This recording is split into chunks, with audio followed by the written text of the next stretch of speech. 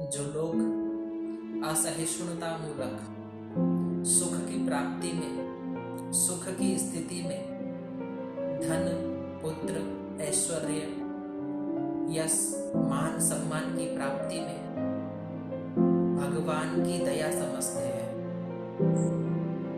भगवान को धन्यवाद देते हैं और इन सब चीजों के नष्ट होने के उपरांत भगवान के ऊपर दोषारोपण करते हैं कि भगवान हमारे साथ ही ऐसा करते हैं, भगवान हमारे साथ तो ऐसा नहीं करते, भगवान हमें ही कष्ट देते हैं, भगवान इसको तो कष्ट नहीं देते।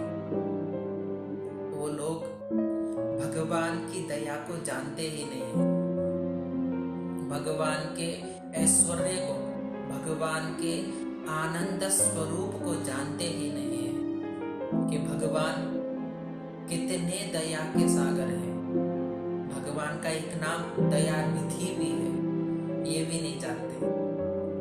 वो नहीं जानते कि भगवान आनंद स्वरूप है, भगवान कभी भी किसी का अमंगल नहीं कर सकते। निश्चय रखिए कि जिसमें हमारा मंगल होगा, हमेशा याद रखना, जिस व्यक्ति के पास जो चीज नहीं होगी वो व्यक्ति दूसरे को नहीं दे सकता। इसीलिए भगवान के पास दुख का अभाव है, भगवान कभी भी किसी व्यक्ति को दुख नहीं दे सकते। याद रखना, भगवान कभी भी किसी व्यक्ति का, किसी भी जीव का अमंगल नहीं कर सकते, क्योंकि वे हमारे परम सुहृद हैं। परम सुहृद का मतलब हो गया वो हमारे मित्र भी हैं, हमारे माता पिता भी हैं, हमारे भाई बंधु भी हैं। हम लोग नहीं समझते कि हमारा किस कार्य को करने में, किस चीज में हमारा मंगल होगा, लेकिन भगवान समझते हैं। भगवान सब कुछ जानते हैं कि व्यक्ति का, भगवान के भक्त का, भगवान के शरणागत का किस चीज में मंगल होगा। इसीलिए भगवान को सर्वज्ञ कहते हैं। भगवान हमारे अंदर की भी जानते हैं। भगवान सभी लौकिक जीवों के मन में क्या चल रहा है, बुद्धि में क्या चल रहा है, सब कुछ जानते हैं। इसीलिए भगवान को सर्वज्ञ कहते हैं। अतएव उनके विधान को हमें सर्वदा सम्मान पूर्वक आनंद के साथ मानना चाहिए, क्योंकि भगवान जो भी करेंगे, भगवान ने हमें सुख दिया तो सुख की अनुभूति करें, दुख दिया तो दुख की अनुभूति करें। ये नहीं कि सुख आया तो मजे करना और दुख आया तो भगवान को दोषारोपण करना कि भगवान हमारे साथ ही ऐसा करते हैं। इस शरीर में सुख, दुख, जरा, व्याधि लगी रहेगी, लेकिन इन दोनों को समान रूप से मानकर, समान स्थिति की तरह मानकर चलना हमें है। इन दोनों स्थितियों में, सुख और दुख में, जरा व्याधि में, धन हो चाहे ना हो, इन सब स्थितियों में भगवान को हमें धन्यवाद देना है। भगवान पे कभी दोषारोपण नहीं करना है, क्योंकि भगवान हर्ष शोक की परिधि को लांघकर हमें बुलाना चाहते हैं। जो व्यक्ति सुख और दुख की परिधि, नींव को लांघकर, सुख और दुख की दीवार को लांघकर आनंद के साम्राज्य में बैठ जाएगा, उसे सुख में भी आनंद होगा, दुख में भी आनंद होगा।